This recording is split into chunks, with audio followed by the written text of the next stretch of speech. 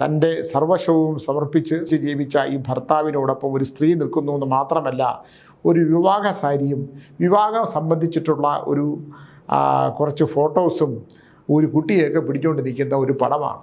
എന്തായാലും തകർന്നു പോയി എന്നുള്ളതാണ്. മലയാള സിനിമയിൽ ഒരുപാട് പേരെ വഞ്ചിച്ച ഒരു സിനിമയായിട്ട് ബന്ധപ്പെട്ട ഒരാളെ കണ്ടു. അദ്ദേഹത്തിൻ്റെ കുടുംബം മുഴുവൻ ശിഥിലമായി പോയി. അപ്പോൾ എന്നെ കണ്ടു പറഞ്ഞു, എന്താണ് സ്വാമി എനിക്ക് ഇങ്ങനെയൊക്കെ വന്നത്? പകൽ മാന്യത പറയുന്ന, സിനിമയിൽ പോയാൽ നശിച്ചു പോകുമെന്ന് പറയുന്ന, മദ്യപിച്ചും പെണ്ണ് പിടിച്ചും നശിക്കുമെന്ന് പറയുന്ന ഈ ലോകത്തേക്ക് നീ എന്തിനു പോയി? നീ ഇങ്ങനല്ലേ അങ്ങനല്ലേ എന്നൊക്കെ പറയുന്ന ആൾ ഒരു സ്ത്രീയുമായിട്ട് വന്ന് എൻ്റെ മുമ്പിലത്തെ സീറ്റിൽ ഇരിക്കുന്നു. നമസ്കാരം. ഇന്നലെ സൗദാമിനി ടീച്ചറിൻ്റെ ഒരു കഥ പറഞ്ഞു, അനുഭവം പറഞ്ഞു. രാത്രി നിരവധി പേർ വിളിച്ചു, സ്വാമി ഇങ്ങനെയൊക്കെ സംഭവിക്കൂ? മരണാനന്തരം ഇത്തരത്തിലുള്ള അനുഭവങ്ങൾ ഉണ്ടായവരും വിളിച്ചു, ഉണ്ടാകാത്തവരും വിളിച്ചു, ഉണ്ടാകും എന്ന് ഭയപ്പെട്ടവരും വിളിക്കുന്നു. യഥാർത്ഥത്തിൽ നമ്മുടെ ജീവിതത്തിൽ സംഭവിക്കുന്ന പലതിൻ്റെയും ആന്തരികമായിട്ടുള്ള ചില സംഭവങ്ങൾ പ്രപഞ്ചത്തിൽ തന്നെ കിടക്കും. ജീവിച്ചിരിക്കുമ്പോൾ നമ്മളെ അത്ഭുതപ്പെടുത്തിക്കൊണ്ട് ആ അനുഭവിക്കുന്ന ആൾ അല്ലെങ്കിൽ അനുഭവിച്ച ആൾ മൺമറഞ്ഞു പോയാലും ആ ബാക്കിയുള്ളവരുടെ മനസ്സിലേക്ക്, ഹൃദയത്തിലേക്ക് അത് മനസ്സിൻ്റെ തോന്നലായിട്ടാണ് തോന്നലല്ലെങ്കിലും ഒരു പ്രസൻസ്, അവരുടെ ഒരു സാമീപ്യം അറിയിച്ചു പോകുന്ന ഒരു സത്യം എനിക്കും പലപ്പോഴും ബോധ്യപ്പെട്ടിട്ടുണ്ട്. മനഃശാസ്ത്രജ്ഞന്മാർ ഇത് പറയുന്നത് നമ്മുടെ മനസ്സിൻ്റെ തോന്നലുകൾ ആണെന്ന് പറയും. എന്നെപ്പോലെ അന്ധവിശ്വാസം പടർത്തുന്ന ആളാണെന്ന് വിശ്വസിക്കപ്പെടുന്നവർ ഞാൻ അന്ധവിശ്വാസം പറയുന്നതാണെന്ന് പറയും. പക്ഷേ എന്തോ ഒന്ന്, നമുക്കറിയാത്ത എന്തോ ഒന്ന് നമുക്ക് ചുറ്റിലും ഇങ്ങനെ വട്ടം കറങ്ങുന്നുണ്ട്. അതെവിടെയാണ് വന്ന് നിൽക്കുന്നത് എന്ന് ചോദിച്ചാൽ അതിൻ്റെ ഒരു യഥാർത്ഥമായൊരു ചിത്രം നമുക്ക് പലപ്പോഴും പിടികിട്ടാറില്ല. ഞാനിത് പറയാനുള്ളതിൻ്റെ ഒരു കാരണം, സൗദാമിനിയെ ടീച്ചർ രാവിലെ വിളിച്ചു, എനിക്ക് ഉറങ്ങാൻ കഴിയുന്നില്ല സ്വാമി, എന്തെങ്കിലും ഒരു എൻ്റെ മനസ്സിന് ശാന്തി കിട്ടുന്ന ഒരവസ്ഥ ഉണ്ടാക്കി തരണം. ഞാൻ ചോദിച്ചു, എന്താണ് ചെയ്യേണ്ടത് ടീച്ചറെ? ഇതിന് ചില പരിഹാര കർമ്മങ്ങളുണ്ട്. ഇനി എന്തൊക്കെ പരിഹാര കർമ്മങ്ങൾ ചെയ്താലും ടീച്ചറിൻ്റെ മനസ്സിൽ സ്വന്തം മകനോടുള്ള സ്നേഹം, ആ സ്നേഹം അവന് കൊടുത്ത ലാളന അല്ലെങ്കിൽ അവൻ തിരിച്ചു തന്ന സ്നേഹം, ഇതിനൊന്നും നമുക്ക് പകരം വയ്ക്കാനോ ഒഴിവാക്കി കളയാനോ ഒന്നും പറ്റില്ല. ടീച്ചറിൻ്റെ മരണം വരെ, ടീച്ചറിൻ്റെ ബോധമുണ്ടാകുന്ന കാലം വരെ ഇത് ടീച്ചറിൻ്റെ ചുറ്റും, അല്ലെങ്കിൽ ടീച്ചറിൻ്റെ ശ്വാസം നിലയ്ക്കുന്നത് വരെ ഇത് ടീച്ചറിനെ ഒരു നിഴൽ പോലെ പിന്തുടരും എന്നുള്ള കാര്യത്തിനകത്ത് യാതൊരു സംശയവുമില്ല എന്ന് ഞാൻ പറയുക തന്നെ ചെയ്തു. ടീച്ചർ പക്ഷേ അതിൽ നിന്ന് മാറാൻ തയ്യാറില്ല. മകൻ തന്നെ വിട്ടുപോകരുതെന്ന് വിചാരിക്കുകയും ചെയ്യുന്നു, മകൻ്റെ ആത്മാവിന് മോക്ഷപ്രാപ്തി വേണമെന്ന് വിചാരിക്കുകയും ചെയ്യുന്നു. ഇത് രണ്ടും ടീച്ചർ പറയുകയാണെങ്കിൽ ടീച്ചർ കരയുകയാണ്. സത്യം പറഞ്ഞാൽ എന്നെ ഒന്ന് നേരിട്ട് കാണണം എന്ന് പറഞ്ഞാൽ, ഞാനിപ്പോഴും ഒരു കാദംബരി എന്ന് പറയുന്ന ഒരു ഹൊറർ, ഒരു പ്രേത നോവലിൻ്റെ എഴുത്തിലായതുകൊണ്ട് എനിക്ക് അങ്ങോട്ടും ഇങ്ങോട്ടും ഒന്ന് ഇപ്പോൾ കുറേ ദിവസം വരാതെ എഴുതാതെ ഇത് പ്രോഗ്രാം ചെയ്യാത്തതിൻ്റെ കാരണമൊക്കെ അതാണ്. എന്തായാലും ഞാൻ സൗദാമിനി ടീച്ചർ ഇങ്ങനെ പോയാൽ ടീച്ചറിൻ്റെ ആരോഗ്യനില വളരെ വഷളാകും, മാനസിക നിലയ്ക്ക് തകരാറുണ്ടാകും. അതുകൊണ്ട് ടീച്ചർ മനസ്സിന് ശക്തി കൊടുക്കൂ. മകൻ എന്തായാലും മരിച്ചു, മകനത് സംഭവിച്ചു, ഭർത്താവ് മരിച്ചു, ടീച്ചർ വീണ്ടും ഏകാന്തതയുടെ തുരുത്തിലേക്ക് എടുത്തെറിയപ്പെട്ടു. വിവാഹം കഴിക്കുന്നതിന് മുമ്പ് ടീച്ചർ എങ്ങനെയാണോ ജീവിച്ചത്? അപ്പോൾ സ്വാമിക്ക് ഇതൊക്കെ പറയാം, എന്നെ എങ്ങനെയെങ്കിലും എൻ്റെ മനസ്സിനെ, ഞാൻ തലക്കാവേരിയിൽ പോയി കുളിച്ചാൽ എനിക്ക് മാറ്റം വരുമോ? എൻ്റെ കൂടെ വരാൻ ആരുമില്ല. അപ്പോൾ ഞാൻ പറഞ്ഞു, അങ്ങനെയില്ല, ഞാൻ ഇടയ്ക്ക് പോകാറുണ്ട്, ഞാനും ടീച്ചറും പോകാറുള്ളപ്പോൾ എൻ്റെ കൂടെ വന്നാൽ ഞാൻ ടീച്ചറിനെ ഞാൻ കൊണ്ടുപോകാം. ഇവിടുന്ന് ട്രെയിനിൽ കാഞ്ഞങ്ങാട് ഇറങ്ങിക്കഴിഞ്ഞാൽ അവിടുന്ന് ഒരു വണ്ടി പിടിച്ച് പോയിട്ട് കുളിച്ചിട്ടന്ന് തന്നെ നമുക്ക് തിരിച്ചു വരാൻ പറ്റും. കുക്കി സുബ്രഹ്മണ്യത്തിൽ പോവുകയാണെങ്കിൽ അവിടെ സർപ്പസംസ്കാര പൂജ ചെയ്യണം. എന്തായാലും ടീച്ചർ അതിൻ്റെ ആവശ്യമില്ല. എന്തായാലും ഈ നമ്മുടെ തലക്കാവേരിയിൽ കുളിച്ച് ആ പൂർവ്വജന്മ ദോഷ ബന്ധനങ്ങൾ മാറ്റുന്നതും തലവിധി മാറ്റുന്നു എന്നുള്ള സങ്കല്പമാണ്. അതൊക്കെ ചെയ്യുന്നത് നല്ലതായിരിക്കും എന്ന് പറഞ്ഞ് ടീച്ചറെ ഞാനൊന്ന് ആശ്വസിപ്പിച്ചു. പക്ഷേ എൻ്റെ മകൻ്റെ ആത്മാവ് എന്ന് പറഞ്ഞ് ടീച്ചർ കരയുകയാണ്. ഇത് നമുക്ക് പരിഹാരമില്ല. ഞാനിപ്പോൾ അതിൽ നിന്ന് ഇത് പറയാനുള്ളതിൻ്റെ ഒരു കാരണം എന്താണെന്ന് വെച്ചാൽ,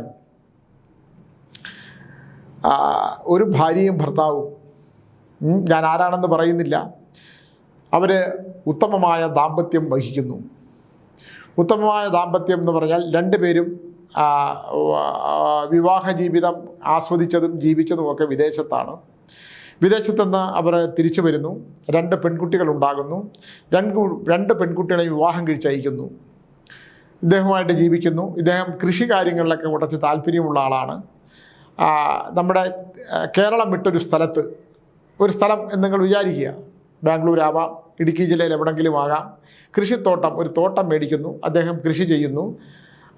ഇടയ്ക്ക് ഭാര്യയുമായിട്ട് ആ തോട്ടത്തിലേക്ക് പോകുന്നു, പിന്നെ ഇദ്ദേഹം തന്നെ പോയി കൃഷി ചെയ്യുന്നു, ഇതൊക്കെ ചെയ്യുന്നു. കുറേ സമ്പാദിക്കുന്നു, ഇഷ്ടം പോലെ സമ്പാദിക്കുന്നു. മക്കളും കൊച്ചുമക്കളുമൊക്കെ വരുമ്പം വളരെ ഏറ്റവും നല്ല മുത്തച്ഛനാണ് എന്നാണ് പറയുന്നത്. കുട്ടികൾക്കും അങ്ങനെയാണ്, വളരെ സ്നേഹവാത്സല്യത്തോടുള്ള ഉത്തമമായ ദാമ്പത്യം ഭരിക്കുന്ന, ഇഷ്ടം പോലെ ധനമുള്ള, ദൈവം രണ്ട് കൈയും വെച്ച് ദൈവം അനുഗ്രഹിച്ച മനുഷ്യരാണ്. ഇവിടെ എന്താ സംഭവിക്കുന്നു എന്ന് പറഞ്ഞാൽ, ഈ കൃഷി കൊണ്ടുണ്ടാകുന്ന കൃഷിത്തോട്ടത്തിലേക്ക് ഇദ്ദേഹം പോയി കഴിഞ്ഞാൽ പിന്നെ കൃഷി ഭ്രാന്തായിരുന്നു എന്ന് പറയുന്നു അദ്ദേഹത്തിന്. ദാനങ്ങളൊക്കെ ചെയ്യും, ഇടയ്ക്ക് യാത്രയൊക്കെ ചെയ്യും. അപ്പോൾ ഒരു ഘട്ടം കഴിഞ്ഞപ്പോൾ ഈ ഭാര്യയ്ക്കും യാത്ര ചെയ്യാൻ വയ്യാതെ ഡിസ്കിനൊരു പ്രശ്നം ഉണ്ടായി. ഡിസ്കിന് പ്രശ്നം ഉണ്ടായി കഴിഞ്ഞപ്പോൾ പിന്നെ യാത്ര ഇദ്ദേഹം ഒറ്റയ്ക്കായി. എന്തെങ്കിലും ഒരു യാത്ര അങ്ങ് പോകും, ഈ കൃഷിത്തോട്ടത്തിലല്ലാതെ ആത്മീയമായ ചില യാത്രകൾ, വേളങ്കണ്ണി അങ്ങനെയുള്ള സ്ഥലങ്ങളിലൊക്കെ പോകും. അങ്ങനെയൊക്കെയുള്ള ചില വിശ്വാസങ്ങളുള്ള ആളൊക്കെയാണ്, കുറച്ച് ദാനങ്ങളൊക്കെ ചെയ്യും, ഇങ്ങനെയൊക്കെ ചെയ്യും. എന്തായാലും അദ്ദേഹം ഒരു ഏറ്റവും ഉത്തമമായ ഒരു സമയത്ത്, ഒരു സ്വർഗവാതിൽ ഏകാദശിയുടെ സമയം തന്നെ നമ്മളങ്ങ് വിചാരിക്കുക, അദ്ദേഹം യാതൊരു പ്രശ്നമില്ലാതെ ഭക്ഷണം കഴിച്ച് ഉറങ്ങാൻ കിടന്നപ്പോൾ ഈ ഭൂമിയിൽ നിന്ന് പോയി. ഈ ഭൂമിയിൽ നിന്ന് അദ്ദേഹം യാത്രയായി. ഇദ്ദേഹം ഭാര്യ ഒറ്റയ്ക്കായി, മക്കളൊക്കെ വന്നു, ചടങ്ങുകളൊക്കെ കഴിഞ്ഞു, ഇദ്ദേഹം എല്ലാം പോയി കഴിഞ്ഞു.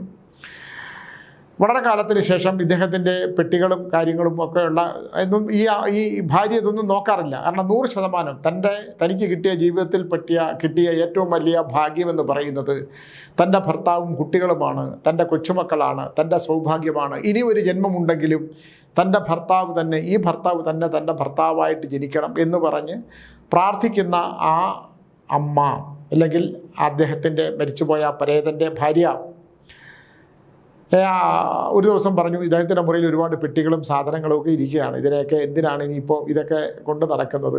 ഇവരെന്നെ വിളിക്കാനുള്ള കാരണം, ഞാൻ ഏതോ വീഡിയോയിൽ പഴയ സാധനങ്ങൾ സൂക്ഷിച്ചു വയ്ക്കരുത്, ഓരോ വർഷം കഴിയുമ്പോഴും നമ്മൾ ഉപയോഗശൂന്യമായ സാധനങ്ങളെ ഉപേക്ഷിക്കപ്പെടണം എന്ന് പറഞ്ഞത്രേ. അത് ഇപ്പോഴും പറഞ്ഞില്ലെങ്കിൽ പോലും അത് സത്യമാണ്. പഴയ വിവാഹം കഴിഞ്ഞിട്ടുള്ള സാരികൾ, വിവാഹം കഴിയുന്ന കാലത്തെ പഴയ ഫോട്ടോകൾ, പഴയ ആൽബങ്ങൾ, പഴയ മരിച്ചുപോയവരുടെ കസേരകൾ, ഇതൊക്കെ തന്നെ കാലഹരണപ്പെട്ട് കഴിയുന്നതൊക്കെ തന്നെ ഉപേക്ഷിക്കണം എന്ന് ഇപ്പോഴും പറയുന്ന ആൾ തന്നെയാണ് ഞാൻ. അത് പ്രേതലോകവുമായിട്ടുള്ള എൻ്റെ സഞ്ചാരവും എൻ്റെ ബന്ധവും എൻ്റെ അന്ധവിശ്വാസവും എന്നൊക്കെ ആരൊക്കെ എന്തൊക്കെ പറഞ്ഞാലും ഇതിലൊക്കെ ഒരാൾ സ്ഥിരം ഇരുന്നുകൊണ്ടിരുന്ന ഒരാൾ, അയാൾ മരിച്ചതിന് ശേഷവും അയാളുടെ സാന്നിധ്യം തിരിച്ചറിയുന്ന ഒരു കഥ ഈ അടുത്ത കാലത്ത്, ഞാനിത് സമയമുണ്ടെങ്കിൽ അതുകൂടെ പറഞ്ഞു തരാം. അപ്പോൾ ഈ അമ്മ എന്ത് ചെയ്തു എന്ന് പറഞ്ഞാൽ, അവിടുത്തെ ജോലിക്കാരനെ വിളിച്ചിട്ട് ഇദ്ദേഹത്തിൻ്റെ മുറിയിലിരുന്ന പെട്ടികളൊക്കെ ഇങ്ങനെ ഇപ്പം പറഞ്ഞു, ഇത് മൊത്തമായിട്ട് നീ അങ്ങ് കൊണ്ടുവയ്ക്കോ എന്ന് പറഞ്ഞു, എടുത്തോളൂ എന്ന് പറഞ്ഞു. അപ്പോൾ പറഞ്ഞു, അമ്മ ഇതെല്ലാം കൂടെ എനിക്ക് വേണ്ട, എനിക്ക് ആവശ്യമുള്ളത് വല്ലതും ഉണ്ടെങ്കിൽ ഞാനിത് എടുത്തിട്ട് ബാക്കിയുള്ളത് മുഴുവൻ കത്തിച്ച് കളയാം എന്ന് പറഞ്ഞ് ഇദ്ദേഹം, ഈ ജോലിക്കാരൻ കേണം, ഒരാളുടെ വിശ്വാസ ഗോപുരങ്ങൾ തകർത്ത് കളയാൻ പാകത്തിൽ ഒരു കാലനായി വന്ന ഒരുത്തനാണ് ആ ജോലിക്കാരൻ എന്ന് ഞാൻ വിചാരിക്കുന്നു. ഈ പെട്ടി തുറന്നപ്പോൾ ആ പെട്ടിക്കുള്ളിൽ ഒരു ഫോട്ടോ കാണുന്നു. ഏതാണ്? തൻ്റെ സർവസ്വവും സമർപ്പിച്ച് ജീവിച്ച ഈ ഭർത്താവിനോടൊപ്പം ഒരു സ്ത്രീ നിൽക്കുന്നു എന്ന് മാത്രമല്ല, ഒരു വിവാഹ സാരിയും വിവാഹം സംബന്ധിച്ചിട്ടുള്ള ഒരു കുറച്ച് ഫോട്ടോസും ഒരു കുട്ടിയൊക്കെ പിടിച്ചുകൊണ്ട് നിൽക്കുന്ന ഒരു പടമാണ്. എന്തായാലും തകർന്നുപോയി എന്നുള്ളതാണ്. തകർന്നുപോയി. അവർ പറയുന്നത് ശ്വാസം നിലച്ചു പോയി എന്നുള്ളതാണ്. എന്താണ് ഞാനിതിന് മറുപടി പറയുക എന്നുള്ളതാണ്. അവർ കരയുകയാണ്, സ്വാമി ഞാൻ എൻ്റെ കുട്ടികളോട് എന്ത് പറയും? ഇതാരാണെന്ന് സ്വാമി, എൻ്റെ ജീവിതത്തിൽ പോലും ഞാൻ ഇങ്ങനെ, ഇദ്ദേഹം ഒരിക്കൽ പോലും എന്നോടിത് പറഞ്ഞിട്ടില്ല, ഇതാരാണെന്നറിയില്ല. ഒരു കുട്ടി, വളരെ പഴയ ഫോട്ടോയാണ്, അതിൻ്റെ ഫോട്ടോയുടെ സ്ഥലം പോയിട്ടുണ്ട്, അതിനകത്തൊരു കല്യാണ സാരിയും ഒരു ഫോട്ടോയൊക്കെ ഇരിപ്പുണ്ട്. ഞാനൊരിക്കലും ഇത് തുറന്ന് പരിശോധിക്കുകയോ ഇല്ലെങ്കിൽ ഇദ്ദേഹത്തിനെ അവിശ്വസിക്കുകയോ ഒന്നും ചെയ്തിട്ടില്ല. എനിക്ക് ഇത്തരം കാര്യങ്ങളെക്കുറിച്ച് എന്താണ് എന്ന് എന്നോട് ചോദിച്ചാൽ ഞാൻ എന്താണ് ഇതിനൊരു മറുപടി പറയുക? ഒരാൾക്ക് ഒരു ഹിതമല്ലാത്ത ബന്ധമുണ്ടായി, ആ ബന്ധത്തിൽ നിന്ന് മനസ്സിനെ മോചിപ്പിക്കാൻ പറ്റാത്ത അവസ്ഥയുണ്ടായി, അതിലൊരു സന്താനം ഉണ്ടായിരിക്കാം, ഇല്ലെങ്കിൽ പിന്നെ ചേർന്ന് നിന്ന് ഫോട്ടോ എടുക്കില്ലല്ലോ, അതിന് അദ്ദേഹത്തിൻ്റെ ആ സ്ത്രീ മരണപ്പെട്ടു പോയിരിക്കാം, ഒരു പക്ഷേ ആ കുട്ടി ചിലപ്പോൾ ജീവിച്ചിരുന്നിരിക്കാം, ആ വസ്ത്രങ്ങളും ഒക്കെ തന്നെ ആ ഒരു പെട്ടിക്കകത്ത് വളരെ കാലം പഴക്കമുള്ളതാണ്. അപ്പോൾ അതിനകത്ത് വേറെ കാര്യമുണ്ട്, ഇതിനകത്ത് നമ്പർ ഉണ്ടായിരുന്നു, ഈ നമ്പർ കൊണ്ട് പുറക്കാൻ പറ്റാതെ വെട്ടിപ്പൊളിക്കുക ചെയ്തത്. അതിനകത്ത് ഒരു കൊലുസുണ്ടായിരുന്നു, വെള്ളിക്കൊലുസ്, അത് വളരെ പഴക്കമുള്ളൊരു വെള്ളിക്കൊലുസും ഒക്കെയാണ്. അപ്പം ഇത് അദ്ദേഹത്തിന് നഷ്ടപ്പെട്ടു പോയ ഏതോ ഒരു പെൺകുട്ടിയായിട്ട് ഇഷ്ടമുണ്ടായിരുന്നിരിക്കാനും ഞാൻ എൻ്റെ ഇതായിട്ട് പറയുകയാണ്, എൻ്റെ നിഗമനമാണ്. അവളെ ഒരിക്കലും ഭാര്യ ഈ ഉയർന്ന സ്ഥലത്ത് കയറി ഇതൊന്നും എടുക്കാനും ഇദ്ദേഹം ഇത്ര പെട്ടെന്ന് മരിച്ചു പോകും എന്നുള്ള ധാരണയില്ലാതിരിക്കുകയും, ഇല്ലെങ്കിൽ ഇദ്ദേഹം യാത്ര ചെയ്യുമ്പോൾ ആ സ്ത്രീയായിട്ടൊപ്പം യാത്ര ചെയ്തിരിക്കാം, അല്ലെങ്കിൽ അതിലൊരു കുട്ടി ജനിച്ചിരിക്കാം, ഇദ്ദേഹത്തിൻ്റെ സ്വത്തോ പണമോ ഒക്കെ അദ്ദേഹത്തിന് കുറേയൊക്കെ കൊടുത്തിരിക്കാം. എന്തായാലും സന്തോഷകരമായ ഒരു ജീവിതം നയിച്ച മനുഷ്യൻ തൻ്റെ ഈ ഭാര്യയിലെ മക്കളെയും കുട്ടികളെയും ഒക്കെ സന്തോഷപരമായിട്ട് തന്നെ നോക്കുകയൊക്കെ ചെയ്തെങ്കിലും ഭാര്യയുടെ മനസ്സിൽ ഒരു കനലുവാരി ഇടേണ്ട ഒരു അവസ്ഥ വന്നു എന്നുള്ളതാണ്. അത് ഈ ജോലിക്കാരൻ വല്ല കാര്യമുണ്ട്, അവനത് എടുത്തുകൊണ്ട് പോയി കത്തിച്ച് കളഞ്ഞാൽ പോരെ. അവനത് വെട്ടിപ്പൊളിച്ച്, ആ നമ്പർ തുറക്കാൻ പറ്റാത്തതുകൊണ്ട് അത് വെട്ടിപ്പൊളിച്ച് ആ പൊളിച്ച് നിന്ന് നോക്കുമ്പോഴാണ് തൻ്റെ സർവസ്വമായ ഭർത്താവ് മറ്റൊരു സ്ത്രീയും ഒരു കുഞ്ഞുമായിട്ട് നിൽക്കുന്ന പടവും അതിനകത്ത് അവളുടെ വില കൂടിയ വസ്ത്രങ്ങളുമൊക്കെ അതിങ്ങനെ കാണുന്നു. എന്താണ് അതിൻ്റെ ഇപ്പോൾ നമുക്ക് കണ്ടെത്താൻ പറ്റും. നമുക്ക് വേണമെങ്കിൽ ഒരു പക്ഷേ ഇദ്ദേഹത്തിൻ്റെ പ്രേതാത്മമായിട്ട് നമുക്കൊന്ന് കണ്ടെത്താൻ പറ്റിയാൽ അതിനെ നമുക്ക് ഇതിൻ്റെ ഒരു യഥാർത്ഥ സത്യം കണ്ടെത്താൻ പറ്റും. പക്ഷേ നമ്മൾ എന്തിനാണ് അതിൻ്റെ പിന്നാലെ പോകുന്നത്? ഞാൻ പറഞ്ഞു, ചിലപ്പോൾ അദ്ദേഹത്തിനൊരു കയ്യബദ്ധം പറ്റിയതായിരിക്കും. അങ്ങനെ ഒരു അബദ്ധം പറ്റിയിട്ടുണ്ടെങ്കിൽ ഇല്ല എനിക്കത് സഹിക്കാൻ പറ്റുന്നില്ല സ്വാമി, ഞാൻ എൻ്റെ ഭർത്താവ് മറ്റൊരു സ്ത്രീയുടെ ചിന്തിക്കുന്ന പോലെ എനിക്ക് ചിന്തിക്കാൻ പറ്റുന്നില്ല സ്വാമി, എനിക്ക് ഓർമ്മിക്കുക. അപ്പോൾ ഞാൻ പറഞ്ഞു, ഇപ്പോൾ നിങ്ങളുടെ ഭർത്താവ് മരിച്ചു പോയാൽ നിങ്ങൾ മറ്റൊരു വിവാഹം ഇല്ല സ്വാമി, ഞാൻ ഒരു ഭർത്താവിന് വേറെ വിവാഹം കഴിക്കില്ല. എൻ്റെ ജീവിതത്തിലും എൻ്റെ സ്വപ്നത്തിലും എൻ്റെ സങ്കല്പത്തിലും ഒക്കെ ഈ ഭർത്താവ് മാത്രമേ ഉള്ളൂ സ്വാമി, എനിക്ക് എന്നാലും എൻ്റെ ഭർത്താവ് എന്നോട് ഇത് ചെയ്തല്ലോ എന്ന് പറഞ്ഞ് അമ്മ പൊട്ടിക്കരയുക. എൻ്റെ മക്കൾ ഇത് അറിഞ്ഞാൽ എന്ത് ചെയ്യും സ്വാമി, ഇത് DNA പറഞ്ഞു കളയരുത് എന്ന് പറഞ്ഞു. അവൻ്റെ പേരൊന്നും പറയത്തില്ല. അപ്പോൾ ഞാൻ നിങ്ങൾ ഈ സ്ഥലവും സ്വത്തുക്കളും ഒക്കെ അതെല്ലാം അവിടെയൊക്കെ കിടപ്പുണ്ട് സ്വാമി, എനിക്കിത് ഒന്നും വേണ്ട, എനിക്ക് എങ്ങനെയെങ്കിലും മരിച്ചാൽ മതി. ഈ ഓർമ്മകളിലൂടെ എൻ്റെ മക്കളെല്ലാം എന്നെ വിളിക്കുന്നുണ്ട് ഇദ്ദേഹത്തിൻ്റെ മരണശേഷം അങ്ങ് ചെല്ലാനായിട്ട്. പക്ഷേ എനിക്ക് ഭക്ഷണം കഴിക്കാൻ പറ്റുന്നില്ല, എനിക്ക് ഉറങ്ങാൻ പറ്റുന്നില്ല സ്വാമി. എൻ്റെ ഭർത്താവിന് മറ്റു സ്ത്രീയായിട്ട് ബന്ധമുണ്ടെന്ന് അറിഞ്ഞപ്പോൾ ഞാൻ പറഞ്ഞു, അദ്ദേഹം പോയില്ലേ, അദ്ദേഹം ജീവിച്ചിരിപ്പുണ്ടപ്പോൾ അങ്ങനെ നിങ്ങളെ സ്നേഹിച്ചില്ലേ, നിങ്ങളെ മക്കളെ സ്നേഹിച്ചില്ലേ, ഇഷ്ടംപോലെ സമ്പാദ്യം തന്നില്ലേ, അദ്ദേഹത്തിനെ നിങ്ങൾ മറക്കാൻ ശ്രമിക്കൂ. ഇല്ല സ്വാമി, എനിക്ക് പറ്റില്ല. ഒരാളുടെ ഒന്ന് ആലോചിച്ച് നോക്കും, ഒരാളുടെ മാനസികാവസ്ഥയാണ്. ചിലതിൽ പോയി പെടും, ചില അവസ്ഥകളിൽ പോയി പെടും. ഞാൻ പണ്ട് ഗ്രീൻ TV ഉണ്ടായിരുന്ന കാലത്ത്, ഒരു പരസ്യ കമ്പനിയിൽ ജോലി ചെയ്തിരുന്ന കാലത്ത്, മറ്റൊരു സ്ത്രീയുടേതായിരുന്നു, അവിടെ നമ്മളൊരു ശമ്പളക്കാരനായിട്ട് ജോലി ചെയ്തിരുന്ന കാലത്ത് അവിടെ ഒരു മനുഷ്യൻ കയറി വന്നു. അദ്ദേഹം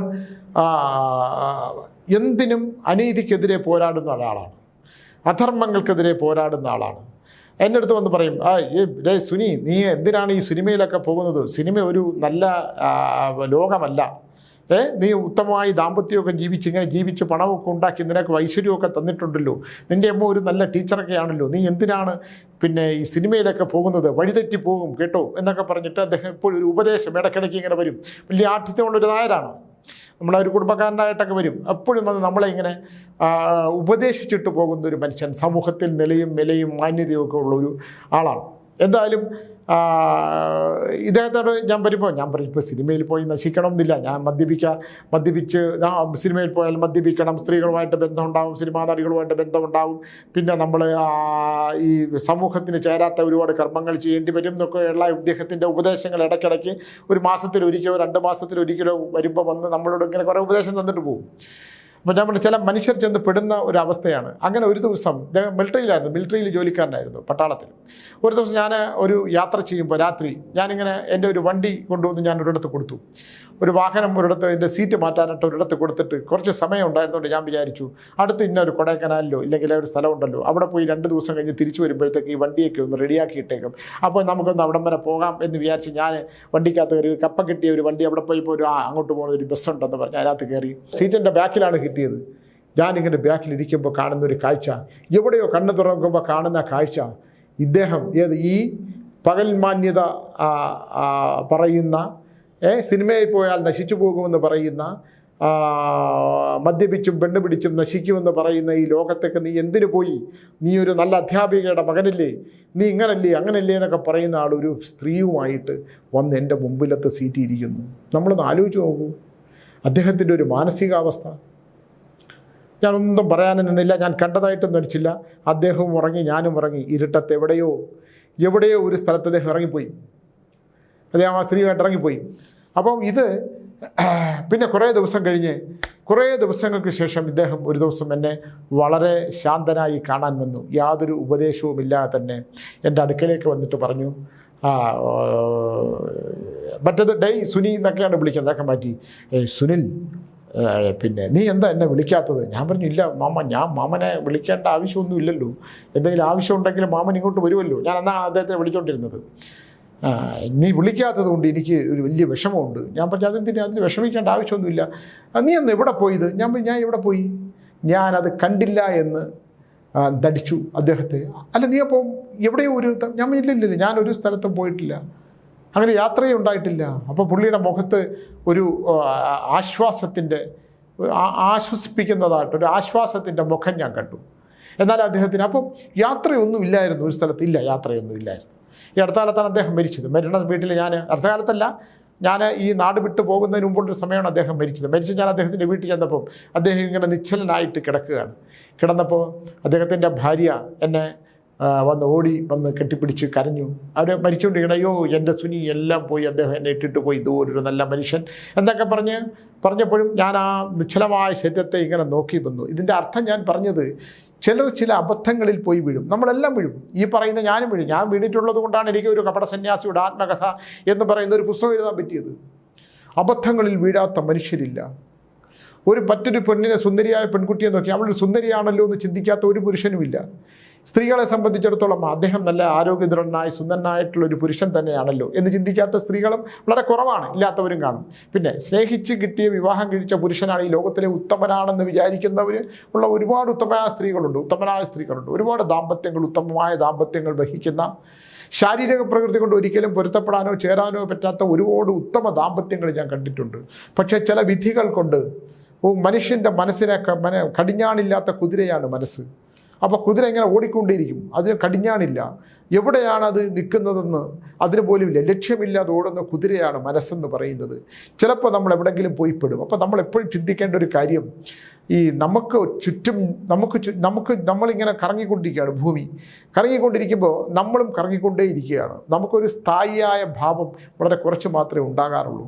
അബദ്ധങ്ങളിൽ പോയി വീണ് കഴിഞ്ഞാൽ, തെറ്റുകളിൽ പോയി വീണ് കഴിഞ്ഞാൽ അതിൽ പശ്ചാത്താപം ഉണ്ടായിട്ട് മാത്രം കാര്യമില്ല. ചില സാഹചര്യങ്ങളിൽ, ചില ബന്ധങ്ങളിൽ നിന്ന് മനസ്സിനെ മോചിപ്പിച്ചെടുക്കാൻ പറ്റാത്ത അവസ്ഥകൾ വന്നു കഴിഞ്ഞാൽ അത് എത്ര തലമുറകളായിട്ടും എത്ര ജന്മാന്തരങ്ങളായിട്ട് പോലും നിൽക്കുന്ന അവസ്ഥകൾ ഒരുപാടുണ്ട്. ഈ പണം കൊടുത്ത് പറ്റിക്കുന്നവർ, വിശ്വാസവഞ്ചന കാണിക്കുന്നവർ, ചതിക്കുന്നവർ, ഇവരൊക്കെ പലരും എൻ്റെ അടുത്ത് ഇപ്പോൾ വരാറുണ്ട്. ഈ പറ്റിച്ചവർ, നാളെ വിശ്വസിക്കുന്നവർ, വിശ്വാസവഞ്ചന, ഒരാളെ വിശ്വസിപ്പിച്ചുകൊണ്ട് കർമ്മങ്ങൾ ചെയ്യുന്നവർ, നിങ്ങൾക്ക് ഇങ്ങനെയൊക്കെയുള്ള നേട്ടങ്ങളുണ്ടാകും, നിങ്ങൾക്ക് ഇങ്ങനെയൊക്കെയുള്ള ഒരുപാട് സംഭവങ്ങളുണ്ടാകും, നിങ്ങൾക്ക് ഞാൻ കുറേ പണം ഉണ്ടാക്കി തരാം, ഇങ്ങനെയൊക്കെ ചെയ്യൂ, നിങ്ങൾ എന്നെ സഹായിക്കൂ, ഇല്ലെങ്കിൽ വിശ്വസിപ്പിച്ച് നിങ്ങളെ ഒരു കാര്യം നേടുന്നവർ, അതിൽ വഞ്ചന നടത്തുന്നവർ, വിശ്വാസത്തെ ചൂഷണം ചെയ്യുന്നവർ. ഇപ്പോൾ സിനിമയിലൊക്കെ ഉണ്ടല്ലോ, എന്തെങ്കിലും പറഞ്ഞ് ഇപ്പോൾ നിങ്ങൾക്ക് കോടിക്കണക്കിൻ്റെ ഇവിടെ ലാഭം കിട്ടും, നിങ്ങൾ എന്തായാലും വിറ്റ് പറക്കി കൊണ്ടുവന്ന് ചെയ്യും. ഞാൻ കഴിഞ്ഞ ദിവസം ഒരു സീരിയലിൻ്റെ കഥ പറഞ്ഞ പോലെ വിശ്വാസം കൊടുത്ത് പ്രലോഭിപ്പിച്ച്, ആ പ്രലോഭിപ്പിക്കുന്നവൻ്റെ 3 തലമുറയാണ് നശിക്കുന്നത്. 3 തലമുറ സന്താനത്തിൻ്റെ, ഒരാളുടെ മനസ്സിൻ്റെ ദുഃഖം ആണ്. ഈ അടുത്ത കാലത്ത് ഞാൻ മലയാള സിനിമയിൽ ഒരുപാട് പേരെ വഞ്ചിച്ച ഒരു സിനിമയായിട്ട് ബന്ധപ്പെട്ട ഒരാളെ കണ്ടു. അദ്ദേഹത്തിൻ്റെ കുടുംബം മുഴുവൻ ശിഥിലമായി പോയി. അപ്പോൾ എന്നെ കണ്ടു പറഞ്ഞു, എന്താണ് സ്വാമി എനിക്ക് ഇങ്ങനെയൊക്കെ വന്നത്? ഞാൻ പറഞ്ഞു, നിങ്ങൾ സിനിമയിൽ വിശ്വസിച്ച് നിങ്ങൾ ഒരുപാട് പേരെ, സിനിമയുടെ ഭാഗമായിട്ട് നിന്ന് ഒരുപാട് പേരെ വഞ്ചിച്ചിട്ടില്ലേ? അദ്ദേഹം സെക്രട്ടറിൻ്റെ അവിടെ വെച്ചാൽ എൻ്റെ കയ്യിലിങ്ങനെ പിടിച്ചുകൊണ്ട് പറഞ്ഞു, ആ കൺട്രോൾമെൻറ്റ് പോലീസ് സ്റ്റേഷൻ്റെ മുമ്പിലുള്ള സൈഡിലുള്ള റോഡിൽ വെച്ച് പറഞ്ഞു, വഞ്ചിച്ചിട്ടുണ്ടോ സ്വാമി? പറ്റിച്ചിട്ടുണ്ട്. ഒരുപാട് പൈസ, 5 രൂപ മുടക്കിനെടുത്ത് 15 രൂപ എന്ന് പറഞ്ഞിട്ട് 10 രൂപ മാറ്റിയിട്ടുണ്ട്. ഞാൻ എൻ്റെ വാഹനം തന്നെ പ്രൊഡക്ഷന് വേണ്ടി ഓടിച്ചിട്ട് ആ വണ്ടി ഓടിക്കാതെ മറ്റുള്ളവൻ്റെ വണ്ടി ഓടിച്ച് എൻ്റെ പൈസ എഴുതിയെടുത്തിട്ടുണ്ട്. അതിൻ്റെയൊക്കെ ഫലം എനിക്കൊന്നൊരു വാഹനം പോലും ഇല്ല സ്വാമി. എൻ്റെ കാല് നോക്കുക, എനിക്ക് നടക്കാൻ വയ്യ, ഇനി അതികഠിനമായ പ്രമേഹമാണ്, എന്നെ നോക്കാനൊരു മനുഷ്യരില്ല. ഞാൻ മക്കളെയൊക്കെ കെട്ടിച്ചയച്ചെങ്കിലും ഇങ്ങനതുണ്ടാക്കിയ പണം കൊണ്ട് തന്നെ ഞാൻ സഹായിച്ചിട്ട് കെട്ടിച്ചയച്ചിട്ടുണ്ടെങ്കിൽ അവരാരും എന്നെ തിരിഞ്ഞു പോലും നോക്കുന്നില്ല. നോക്കൂ, അതാണ് തനിക്ക് അർഹതയില്ലാത്ത ഒരു നാണയം, തനിക്ക് അർഹതയില്ലാത്ത ഒരു ഉരുളച്ചോറല്ല, ഒരു പറ്റെന്ന് നമ്മൾ ഈ തിരുവനന്തപുരം ഭാഗത്തൊക്കെ പറയും, ഒരു പറ്റ് ചോറ്, ഒരു അരി നമ്മുടെ ഉദരത്തിലേക്ക് ചെന്നാൽ, നമുക്ക് അർഹതയില്ലാത്ത ചേർന്നാൽ നമ്മൾ മാത്രമല്ല അത് അനുഭവിക്കേണ്ടത്. നമ്മൾ ഇനി നമുക്ക് ജനിച്ചാൽ ആഗ്രഹങ്ങൾ പൂർത്തീകരിച്ചവർ മാത്രമേ മരിക്കാതിരിക്കുകയുള്ളൂ. ഞാൻ ആഗ്രഹ പൂർത്തീകരണം നടന്ന ഒരാളാണ്. ഞാൻ ശവക്കുഴി പലരും നശിപ്പിക്കാൻ ശ്രമിച്ചിട്ടും നശിക്കാത്ത എൻ്റെ കാന്തല്ലൂർ ആശ്രമത്തിൽ ശവകുടിയിലുള്ള ആളാണ്. അപ്പം മരണത്തിന് മുമ്പ് അവിടെ എത്തി, അവിടെ തന്നെ സമാധിയാവണം എന്ന് വിചാരിക്കുന്ന ഒരാളാണ്. അപ്പം അങ്ങനെ മരണം മുമ്പിലുണ്ട് എന്ന് തീരുമാനിച്ചുകൊണ്ട് യാത്ര ചെയ്യുകയും മറ്റൊരാളുടെ നമുക്ക് അർഹതയില്ലാത്തതൊന്നും നമുക്ക് ആവശ്യമില്ല എന്നുള്ളതും, നമുക്ക് അർഹതയില്ലാത്ത ഒരു പണം പോലും നമുക്ക് ആവശ്യമില്ല എന്നുള്ളതും, നമുക്ക് അർഹതപ്പെട്ടത് മാത്രം നമുക്ക് മതി എന്ന് നമ്മൾ വിചാരിച്ചാൽ മാത്രമേ നമുക്ക് ജന്മജന്മാന്തരങ്ങളായി വന്നു ചേർന്ന എല്ലാ ദോഷങ്ങളും ഈ അവസ്ഥയോടുകൂടി മാറുകയും നമുക്ക് സത്കർമ്മങ്ങൾ ശേഷിക്കുന്ന ബാക്കിയുള്ള ജീവിതത്തിൽ കർമ്മങ്ങൾ ഇപ്പോൾ ഈ നല്ല കർമ്മങ്ങൾ ചെയ്ത് മോക്ഷപ്രാപ്തി നേടാൻ പറ്റുള്ളൂ. ഇപ്പോൾ വാർദ്ധക്യത്തിരിക്കുന്നു. ഇപ്പോൾ സൗദാമിനി ടീച്ചറിൻ്റെ ഞാൻ ആലോചിച്ചു, സൗദാമിനി ടീച്ചർ ഭർത്താവ് മരിച്ചു, മകൻ മരിച്ചു, മരണമില്ല, ഈ ദുഃഖങ്ങൾ മുഴുവൻ കൊണ്ടിരിക്കുകയാണ്. 11 മക്കളെ പ്രസവിച്ചിട്ട് മരണമില്ലാതിരിക്കുന്ന അമ്മയെക്കുറിച്ച് ഞാൻ കഴിഞ്ഞൊരു എപ്പിസോഡിൽ പറഞ്ഞില്ലേ? നമ്മളെല്ലാ സൗഭാഗ്യങ്ങളും ഉണ്ടായിരുന്നിട്ട് എല്ലാ സൗഭാഗ്യങ്ങളും നശിച്ചു പോയവരില്ലേ? മലയാള സിനിമയിൽ കത്തിജ്വലിക്കുന്ന ഒരുപാട് പേര് അവരുടെ മക്കൾ ഇല്ലാതായിപ്പോയില്ലേ? സന്താന ദുഃഖങ്ങൾ അനുഭവിച്ചില്ലേ? ഇപ്പോൾ നസീർ സാറ് ഒരു കഥയുണ്ട്. നസീർ സാറ് മകനെ കൊണ്ട് ഏറ്റവും കൂടുതൽ ദുഃഖം അനുഭവിച്ച ഒരാളാണ്. മകനെ കൊണ്ട് സാർ എന്തോ ഒരു നല്ല മനുഷ്യനായിരുന്നു. അപ്പോൾ ദുഃഖം കൊടുത്തില്ലേ ജീവിതത്തിൻ്റെ അവസാന കാലം? ഒരുപാട് സ്വകാര്യ ദുഃഖങ്ങളിൽപ്പെട്ട് അങ്ങനെ ഒരുപാട് പേര് മക്കളെ കൊണ്ട് തന്നെ തൻ്റെ ദുഷ്ടനെ പരപോലെ വളർത്തും, തൻ്റെ പതനം മക്കളിലൂടെ എന്ന് പറഞ്ഞ പോലെ ദുഷ്ടന്മാരല്ലാത്തവരെയും പരപോലെ വളർത്തിക്കഴിഞ്ഞിട്ട് അവരനുഭവിക്കേണ്ടി വരുന്ന ഏതോ ജന്മത്തിലേ ആയിരിക്കും ഒരു പക്ഷേ. അങ്ങനെ ഒരുപാട് പേരുടെ മനോദുഃഖങ്ങളിൽ എനിക്ക് ഒരു വാക്കുകൊണ്ട് പോലും എനിക്ക് സഹായിക്കാൻ പറ്റാതെ ഞാൻ നിശ്ചലമായിരുന്നു പോകും. ഇന്ന് രാവിലെ ഒരു പെൺകുട്ടി എന്നെ വിളിച്ചിട്ടുണ്ടായിരുന്നു. അവരുടെ ഭർത്താവ് ഒരു ജോലിയും ചെയ്യില്ല, ജീവിതത്തിൽ ഒരു ജോലിയും ചെയ്യില്ല. അവർ സെൻട്രൽ ഗവൺമെൻറ്റുമായിട്ട് ബന്ധപ്പെട്ട വലിയൊരു സ്ഥലത്ത് ജോലി ചെയ്യുന്ന ഒരു സ്ത്രീയാണ്. അവർക്ക് ആരോഗ്യപരമായ ഒരു പ്രശ്നമുണ്ട്. അപ്പോൾ ഞാൻ പറഞ്ഞു, ഇതല്ലേ നക്ഷത്രം എന്ന് ഞാൻ ചോദിച്ചു. ഈ 2 നക്ഷത്രങ്ങളിൽ ഏതാണ് നമ്മുടെ നക്ഷത്രം? അപ്പോൾ ഞാൻ ആദ്യം പറഞ്ഞ നക്ഷത്രമാണ് സ്വാമി എൻ്റെത്. അപ്പോൾ അവർ പറഞ്ഞൊരു ഓപ്പറേഷനെ സംബന്ധിച്ചുള്ള വിഷയമാണ്. അപ്പോൾ എനിക്ക് പിടികിട്ടി അതിപ്പോൾ ചെയ്താൽ ഇത്തിരി ബുദ്ധിമുട്ടുണ്ടാകുന്ന കാര്യമാണ്. ഈ ഒരു കാര്യം എനിക്ക് മനസ്സിലായി, പിതൃദോഷങ്ങൾ ശക്തമായിട്ട് നിൽക്കുന്ന സമയത്ത് ചെയ്താൽ അത് ചിലപ്പോൾ ബുദ്ധിമുട്ടുണ്ടാകും. ഞാൻ 17 18 അവിടെ പിതൃദോഷങ്ങൾ തീർക്കുന്ന ഒരു കർമ്മം വെച്ചിട്ടുണ്ട്. അതിന് കുറേ സാധനങ്ങളൊക്കെ വേണം, ഇച്ചിരി കോസ്റ്റ്ലിയാണ്. അത് കിട്ടുമോ നോക്കും, കിട്ടുമെങ്കിൽ അത് ചെയ്തതിന് ശേഷം നമുക്ക് ആലോചിക്കാം എന്ന് പറയുകയും ചെയ്തു. അതൊക്കെ ഒരു പുണ്യമാണ്. എന്നിട്ട് ഉത്തരവാദിത്വമില്ലാത്ത ഇത്രയും വിദ്യാഭ്യാസമുള്ള സൗന്ദര്യമുള്ള ഒരു കുട്ടിയെയും കൊടുത്തിട്ട്, കാരണം അവരുടെ യോഗമാണ്, ചില യോഗങ്ങൾ അങ്ങനെയാണ്, കൊടുത്തിട്ട് അവരങ്ങ് പോയി. അവരെവിടെ ഉത്തരവാദിത്വം ഇല്ലാതെ ജീവിക്കും. ആ ഭാര്യ ഉണ്ട്, ഒരു കുട്ടിയുണ്ട്, ഭാര്യയെ നോക്കൂല, കുട്ടിയെ നോക്കൂല. അപ്പോൾ അങ്ങനെയുള്ളവരുമുണ്ട്. അത് ഇതിൽ ഇത്രയും വിദ്യാഭ്യാസമുള്ള ഒരു പെൺകുട്ടി അനുഭവിക്കേണ്ടി വരുന്ന മനോവ്യഥ ഇല്ലേ? നമുക്കൊന്ന് വയ്യാതായാൽ നമ്മളെ താങ്ങാൻ ഒരാൾ വേണ്ടി. ഒന്ന് കിടന്നു പോയി, ഒരു ഗ്ലാസ് വെള്ളം വേണമെങ്കിൽ ആ മേശപ്പുറത്തേക്ക് വെള്ളം എടുത്ത് കുടിക്കണമെങ്കിൽ നമ്മളൊന്ന് താങ്ങിയെടുക്കാൻ ഒരാൾ വേണ്ടേ? ബാങ്കിൽ കോടിക്കണക്കിന് പണം ഉണ്ടായിട്ട് കാര്യമുണ്ടോ? ബാങ്കിൽ കിടക്കണം, അവിടെ കിടക്കത്തുള്ളൂ. ഈ അടുത്ത കാലത്ത് ഒരു ബാങ്ക് മാനേജർ എന്നെ കാണാൻ വന്നപ്പോൾ പറഞ്ഞതാണ്, സ്വാമി എത്രയോ അവകാശികളില്ലാത്ത പണം, ഇനി ഞാൻ 1000 വർഷം ജീവിക്കും എന്ന് പറഞ്ഞ് ജീവിച്ചുകൊണ്ടിരിക്കുമ്പോൾ ഒരു ദുഷ്പ്രഭാവത്തിൽ അങ്ങ് പോവും. ആരുടെ പണം, ഏത് പണം? എൻ്റേതെന്ന് പറയുന്ന ഒരു കാര്യം മാത്രം പറഞ്ഞുകൊണ്ട് ഞാൻ അവസാനിപ്പിക്കാം. ഈ സ്വന്തം ശരീരം പോലും നമ്മുടേതല്ല. ഞാൻ പലപ്പോഴും പറഞ്ഞിട്ടുള്ളതാണ്, ഈ ശരീരം പോലും നമ്മളിവിടെ ഇട്ടിട്ടേ പോകുള്ളൂ. സകലതും നമ്മളിവിടെ ഇട്ടിട്ട് പോകും. നമ്മൾ ശ്വസിക്കുന്നതാണ് നമ്മളെ ഊർജം. ആ ശ്വാസം നമ്മളിൽ നിന്ന് വിട്ട് മറ്റൊന്നിലേക്ക് പോയി ലയിക്കും. ഈ പ്രപഞ്ചത്തിൽ ലയിച്ച് നമ്മൾ മറ്റൊന്നാകും. പക്ഷേ ഈ ഇന്ന് കൊണ്ടു നടക്കുന്ന എല്ലാം തന്നെ നമ്മളിവിടെ ഉപേക്ഷിക്കപ്പെടേണ്ടതാണെന്നുള്ളൊരു സത്യം നമ്മുടേതായിട്ട് ഈ ശരീരം പോലും ഇല്ല എന്നും, നമ്മൾ ജീവിച്ചിരിക്കുമ്പോൾ ചെയ്യുന്ന സത്കർമ്മങ്ങൾ മാത്രമാണ് നമ്മുടെ ആ ശ്വാസത്തിന് ശുദ്ധി ഉണ്ടാകുള്ളൂ എന്നും അല്ലേ? ഒരാളെ നമ്മൾ അടിച്ചാൽ, ഉപദ്രവിച്ചാൽ അവനവയ്ക്കുന്ന ആ വേദന നമ്മുടെ മസ്തിഷ്കത്തിൽ ഒരംശം വന്നു ചേരും. ആ നിലവിളി അത് നമുക്ക് ദുരിതമായി മാറും. നമ്മളൊരാളെ പറ്റിച്ചാൽ ദുരിതമായി മാറും, വഞ്ചിച്ചാൽ ദുരിതമായി മാറും. അതൊന്നും എല്ലാം ദുരിതങ്ങളാണ് ഒരാളെ. അതുകൊണ്ട് നമ്മൾ കഴിയുന്നതും നല്ല കർമ്മങ്ങളിലൂടെ പോയി നമ്മുടെ ഇനി ഒരു ജന്മം, ഈ ജന്മത്തിൽ കഴിഞ്ഞതെല്ലാം പോയി ഇല്ലേ? കഴിഞ്ഞതെല്ലാം നമ്മൾ തിരിഞ്ഞു നോക്കിയാൽ നമ്മൾ കടന്നു വന്ന വഴികളിൽ നമ്മൾ അറിയാതെ പോയ തെറ്റുകളും അബദ്ധങ്ങളും ഒക്കെ നമ്മൾ മറികടന്ന് അതിൽ നിന്ന് ഇനി നമുക്കൊന്നും ചെയ്യാനും, വരാൻ പോകുന്ന ജന്മങ്ങൾ, മനുഷ്യജന്മം ദൈവം തരുന്നുണ്ടെങ്കിൽ എത്രയോ ജന്മം കല്ലും പുല്ലും മുള്ളും ഒക്കെ പലതുമായിട്ട് ജീവിച്ച് ജീവനില്ലാത്ത കല്ലൊക്കെ ആയതിനു ശേഷമല്ലേ നമ്മളൊരു മനുഷ്യജന്മം കിട്ടുന്നത്. എത്രയോ ജന്മജന്മാന്തരങ്ങൾക്ക് ശേഷമാണ് ഒരു മനുഷ്യജന്മം കിട്ടുന്നത്. ആ മനുഷ്യജന്മം ഇനിയും എനിക്ക് പൂർണ്ണമായിട്ടുള്ള ഒരു ജന്മം, ശാന്തമായിട്ടുള്ള ഒരു ജീവിതം കിട്ടണമെങ്കിൽ സത്കർമ്മങ്ങൾ മാത്രമേ, നല്ല കർമ്മങ്ങൾ അവരുടെ മനസ്സും ശരീരവും അതിനുള്ള ശുദ്ധിയും ദൈവികമായ അനുഗ്രഹവും എനിക്ക് കിട്ടണമെന്നുള്ള പ്രാർത്ഥനയാണ് നമുക്ക് രാവിലെ വേണ്ടത്. ദൈവമേ, എനിക്കുള്ള ദുഃഖങ്ങൾ കുറച്ച് തരൂ, ഇന്നത്തെ ദിവസവും എനിക്കുള്ള ദുഃഖങ്ങൾ സഹിക്കാനുള്ള ശക്തി തരൂ എന്നുള്ള പ്രാർത്ഥന മാത്രമേ പറയൂ. ദൈവമേ എനിക്കെല്ലാം തരൂ എന്ന് പറഞ്ഞാൽ എല്ലാം കൂടെ ദൈവം തരും ഇങ്ങോട്ട്. അപ്പോൾ അതൊന്നും വേണ്ട, എനിക്ക് എല്ലാ ദുഃഖങ്ങളും സഹിക്കാനുള്ള ശക്തി തരുമെന്ന് ഈശ്വരനോട് പ്രാർത്ഥിക്കുക. എല്ലാവർക്കും നല്ലത് വരട്ടെ. എല്ലാ ദുഃഖങ്ങളിൽ നിന്നും മനുഷ്യൻ്റെ പാപങ്ങളിൽ നിന്നുമൊക്കെ നമ്മൾ വിട്ട് ശുദ്ധമായിട്ടുള്ളൊരു ജീവിതവും ശക്തിയായിട്ടുള്ള ജീവിതം ഉണ്ടാകട്ടെ എന്ന് പറഞ്ഞുകൊണ്ട് ശുദ്ധവും ശക്തിയുമായിട്ടുള്ള ശാന്തവുമായിട്ടുള്ള ജീവിതം ഉണ്ടാകട്ടെ എന്ന് പറഞ്ഞുകൊണ്ട് നിർത്തുന്നു. നമസ്കാരം.